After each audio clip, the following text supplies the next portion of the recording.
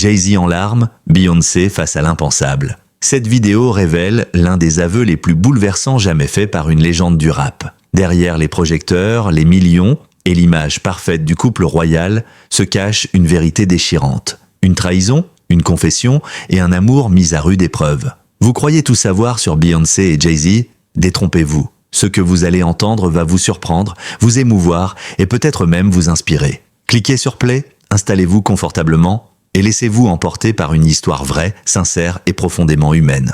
Abonnez-vous dès maintenant à notre chaîne pour ne rien manquer des révélations exclusives et des coulisses des plus grandes célébrités. Activez la cloche pour recevoir toutes nos prochaines vidéos. Regardez jusqu'à la fin car ce que vous allez découvrir dépasse de loin les simples rumeurs. Dans le monde du hip-hop, il est rare de voir un homme comme Jay-Z laisser tomber le masque. Habitué au projecteur, au contrôle absolu de son image, à la froideur calculée de l'empire qu'il a bâti, le rappeur new-yorkais, de son vrai nom Sean Carter, a surpris le monde entier en fondant en larmes lors d'une interview intime. Ce n'était ni une performance artistique, ni un coup médiatique. C'était l'homme derrière la légende qui s'exprimait, brisé, vulnérable, humain. Ce jour-là, Jay-Z a avoué à voix haute ce que beaucoup soupçonnèrent depuis longtemps. J'ai eu une liaison, un aveu qui a résonné comme un coup de tonnerre. Face caméra, il n'a pas cherché à se dérober. Il n'a pas utilisé de périphrase, il a prononcé les mots interdits, ceux que les couples célèbres cachent soigneusement pour préserver l'image d'un bonheur sans faille. « Je lui ai tout avoué », a-t-il ajouté, le regard fuyant, presque honteux.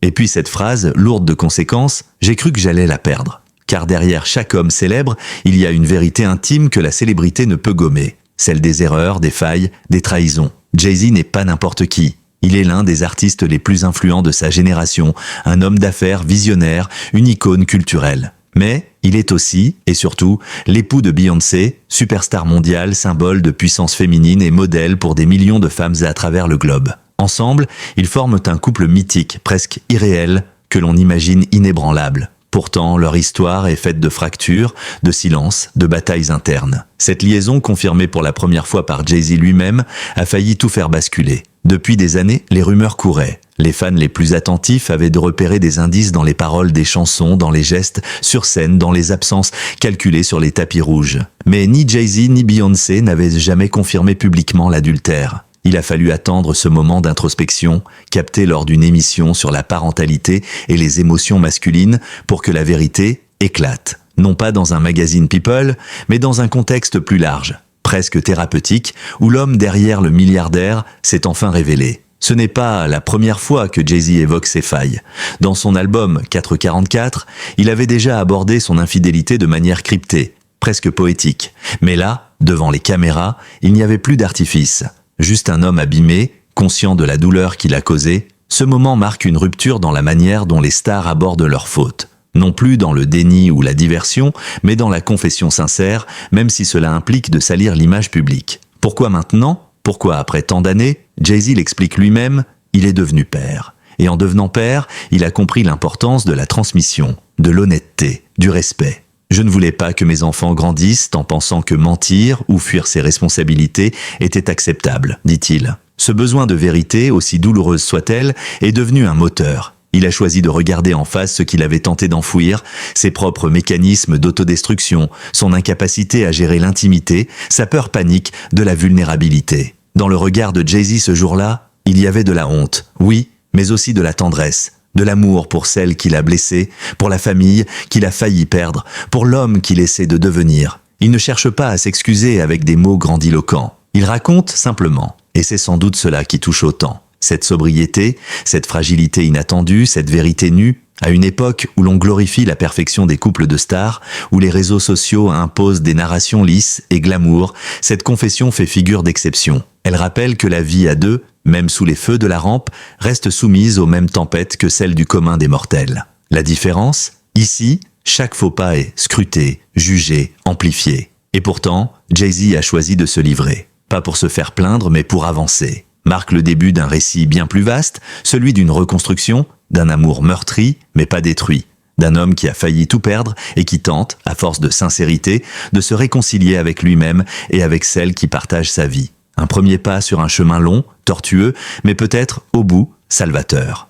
Si Jay-Z a fini par avouer publiquement sa trahison, c'est Beyoncé qui, la première, a osé transformer sa douleur en art. En 2016, Lorsqu'elle dévoile au monde son album visuel Lemonade, personne ne s'attendait à une telle déclaration de guerre intime. Ce n'était pas qu'un album, c'était un cri, une mise à nu, une œuvre radicale traversée par la souffrance, la trahison, la colère et en filigrane une envie de reconstruire. Dès les premières images, le ton était donné, Beyoncé n'était pas là pour flatter l'ego de son mari, mais pour faire entendre sa propre voix. Une voix blessée, puissante et nécessaire. « He only want me when I'm not there. He better call Becky with the good hair », chante-t-elle. Cette phrase énigmatique a déchaîné les spéculations. Qui est Becky? Que s'est-il réellement passé? Les fans se sont lancés dans une chasse aux indices. Mais au fond, la cible n'était pas cette femme mystérieuse, mais l'infidélité elle-même. Beyoncé exposait sa douleur sans nommer son bourreau. Elle obligeait le public à ressentir, à deviner, à comprendre. Elle exprimait la douleur de toutes les femmes trahies,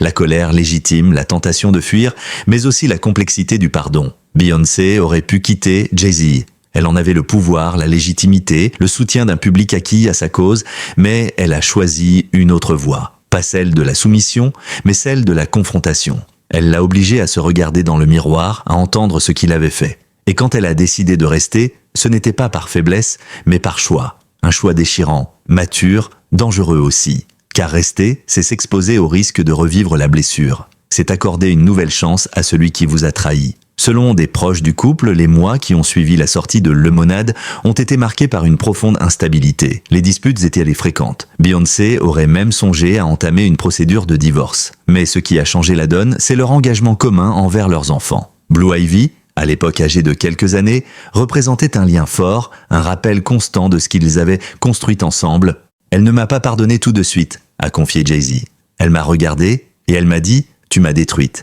Et je ne savais pas quoi répondre. Il décrit des semaines de silence, des nuits sans sommeil, des regards pleins de reproches. C'était comme si chaque chose que je faisais était une épreuve, et elle avait raison. Mais Beyoncé ne s'est pas contentée d'attendre que les choses changent. Elle a imposé des règles. Elle a exigé que Jay-Z suive une thérapie, qu'il assume publiquement sa faute, qu'il reconstruise la confiance pas à pas. Ce fut un long chemin. Il a fallu que je me reconstruise d'abord moi-même avant de pouvoir reconstruire notre couple, dira-t-elle plus tard. Elle s'est appuyée sur ses sœurs, sa mère, ses amis. Elle a appris à dire non, à se faire respecter, même dans l'intimité du couple. Le plus remarquable, c'est qu'elle n'a jamais utilisé cette blessure pour écraser son mari. Elle aurait pu l'humilier publiquement, mais elle a préféré transformer la trahison en œuvre d'art. Et c'est sans doute là toute la force de Beyoncé, sa capacité à transcender la douleur, à la métamorphoser en beauté. Lemonade est devenu un manifeste féministe, un message d'empowerment pour les femmes noires, un acte de guérison collective. Aujourd'hui encore, cet album est considéré comme l'un des plus puissants jamais réalisés par une artiste contemporaine.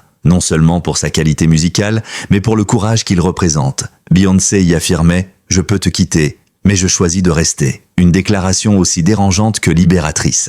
Car elle montrait que le pardon n'est pas un oubli, mais un acte radical de reconstruction. En parallèle, Beyoncé a continué à affirmer son indépendance. Elle a multiplié les projets solos, renforcé son influence culturelle, élargi son empire. Elle n'a jamais laissé l'image de la femme trahie définir son identité. Au contraire, elle a repris le contrôle de son récit, imposant un nouveau modèle de féminité. Forte, blessée, mais debout. Ce que Jay-Z n'a sans doute compris que plus tard, c'est que ce pardon qu'il a reçu n'était pas une faveur mais une exigence. Un appel à se montrer digne de l'amour qu'il avait risqué de perdre. Ce deuxième chapitre de leur histoire n'a pu commencer qu'une fois la vérité dite, les rôles clarifiés et le respect restauré. Pour Jay-Z, la confession n'était que le début. Après l'aveu, il restait le chemin long, exigeant, parfois humiliant de la rédemption. Car une trahison, même avouée, laisse des traces profondes dans le cœur de l'autre, mais aussi dans sa propre conscience. Et pour un homme comme lui, élevé dans la dureté des rues de Brooklyn, dans une culture où montrer ses faiblesses était presque un danger vital, apprendre à demander pardon représentait une révolution intime. Jay-Z a grandi dans un environnement où l'amour n'était pas un langage appris. Son père a quitté la famille quand il était encore enfant. Il en parle souvent avec un mélange de douleur et de résignation. Il n'a jamais su comment être là. Moi, je pensais que je ferais mieux. Et pourtant, cette absence paternelle a modelé une grande partie de son comportement adulte. Il s'est construit des murs, il s'est protégé derrière l'argent, la réussite, le pouvoir. Mais ces remparts n'ont pas empêché les erreurs. Pire, ils les ont rendues plus probables. C'est dans l'album 4444, sorti en 2017, que Jay-Z a commencé à poser des mots sur sa faute. Dès le morceau titre, une confession bouleversante, il dit « J'ai vu la peur dans les yeux de ma femme, C'est alors que j'ai su que j'avais tout mis en péril. Il évoque ses regrets, ses hésitations, sa lâcheté. Il parle de la tentation de fuir les conflits, du poison que représente le silence dans un couple. Je n'ai pas su parler, alors j'ai fui dans d'autres bras. Cet album marque une rupture radicale dans sa carrière. Fini le bling-bling, les provocations, les déclarations de puissance. Place à l'introspection, à la vulnérabilité, à la vérité. Pour la première fois, Jay-Z se montre fragile, faillible. Il ne cherche plus à être admiré, mais à être compris, et peut-être un jour pardonné. Ce tournant ne s'est pas fait seul. L'artiste a révélé avoir entamé une thérapie intensive, seul et en couple. Ce fut, selon ses mots, le travail le plus difficile de sa vie. J'ai dû désapprendre tout ce que j'avais intégré sur la masculinité, sur la domination, sur le fait de ne jamais pleurer. Il raconte les séances où il restait silencieux pendant des heures, incapable d'exprimer ce qu'il ressentait. J'étais un homme vide, j'avais peur de l'intimité, j'avais peur de moi-même. Mais peu à peu, la carapace a craqué. Il a appris à écouter, à reconnaître sa responsabilité sans chercher d'excuses, à faire la différence entre le remords, ce qui nous ronge, et le pardon, ce qui nous guérit. Jay-Z a aussi compris que son infidélité n'était pas un simple écart, mais un symptôme d'un mal plus profond, une incapacité à faire face à la proximité, à se livrer entièrement. Quand vous avez été blessé jeune, vous développez des réflexes pour ne plus l'être. Mais l'amour, c'est le contraire, c'est prendre le risque. Cette transformation personnelle s'est étendue à sa musique, mais aussi à ses engagements. Jay-Z est devenu plus discret, plus engagé dans des causes sociales, plus proche de ses enfants. Il s'est éloigné des clashs et des provocations pour se concentrer sur sa famille et sa croissance intérieure. Il dit souvent que devenir père a tout changé. Je ne voulais pas transmettre mes traumatismes à mes enfants. Il fallait que je casse le cycle. La démarche de Jay-Z est rare dans un milieu, le hip-hop, où la vulnérabilité est souvent perçue comme une faiblesse. En osant parler de thérapie, de peur, de honte, il a ouvert la voie à une autre forme de virilité. Celle qui ne se définit plus par la conquête ou le silence, mais par l'écoute, la réparation, l'amour. Ce n'est pas facile de dire « j'ai eu tort ». Ce n'est pas facile de se mettre à nu, mais c'est le seul chemin vers la paix. Beyoncé, de son côté, a observé cette transformation. Elle ne l'a pas félicité trop vite. Elle a attendu. Elle a regardé les actes plus que les mots. Ce n'est qu'en constatant le changement réel, profond, que la reconstruction a pu débuter. Le pardon dans leur couple n'a jamais été un automatisme. Il a été une reconquête lente, douloureuse, exigeante, mais aussi belle dans sa sincérité. Aujourd'hui, plusieurs années après l'épreuve, Jay-Z et Beyoncé apparaissent de plus soudés que jamais. Le couple a su transformer l'adversité en force, la blessure en art, la fragilité en lien indestructible. Ce qui aurait pu les briser à jamais les a, contre toute attente, renforcés. Leur union n'est plus l'image glacée d'un pouvoir inattaquable, mais un exemple vivant d'amour réparé, d'intimité retrouvée, de confiance lentement reconstruite. En 2018, ils sortent ensemble l'album Everything is Love, un projet commun sous le nom The Carters. Cette œuvre marque un tournant. Elle n'est plus une réponse à la trahison, mais une célébration de la reconstruction. Les textes sont sereins, fiers, complices. On les voit danser dans le Louvre, main dans la main, souverains, mais réconciliés. Nous avons survécu à l'enfer, chante Beyoncé. Et maintenant, nous dansons parmi les chefs-d'œuvre. À travers cette création, ils montrent que l'amour n'est pas un état, mais un choix. Un engagement quotidien, un effort constant. Ils auraient pu se séparer dans le silence ou faire semblant. Ils ont préféré faire face, ensemble. Beyoncé a pardonné, mais elle n'a pas oublié. Jay-Z a avoué, mais il ne s'est pas déresponsabilisé. Le dialogue est resté ouvert, exigeant, honnête. Les fans, longtemps dans l'incertitude, ont vu peu à peu émerger un couple différent. Moins parfait, mais plus humain. Moins idéalisé, mais plus réel. Ce processus de réconciliation n'a pas seulement intéressé les tabloïds. Il a inspiré des millions de couples dans le monde qui se sont reconnus dans cette lutte pour retrouver l'équilibre après une crise. Car ce que Jay-Z et Beyoncé ont vécu, c'est l'histoire de milliers de personnes. La douleur de la trahison, la colère, la tentation de tout quitter, et parfois la volonté de réparer. Dans ses interviews récentes, Jay-Z insiste souvent sur le rôle fondamental du respect mutuel. « Elle est la femme la plus forte que j'ai jamais connue », dit-il à propos de Beyoncé. « Elle m'a obligé à devenir un homme meilleur. Elle m'a imposé de regarder mes propres ténèbres. » Il reconnaît que l'amour ne suffit pas s'il n'est pas accompagné de vérité, de responsabilité, d'écoute. Ce récit intime s'est aussi accompagné d'une redéfinition publique des rôles genrés. Dans un univers médiatique encore dominé par les stéréotypes masculins, voir un homme noir, puissant, riche, s'effondrer en larmes, dire « j'ai eu peur de la perdre, j'ai brisé quelque chose de sacré » a été un acte fort. Jay-Z a contribué, à sa manière, à faire évoluer les normes. Il a montré qu'il était possible d'être vulnérable sans perdre sa dignité. qu'il était possible de pleurer, de s'excuser, de changer. Beyoncé, elle, a imposé un nouveau modèle féminin. Celui d'une femme qui ne se contente pas d'être victime, mais qui transforme la douleur en puissance.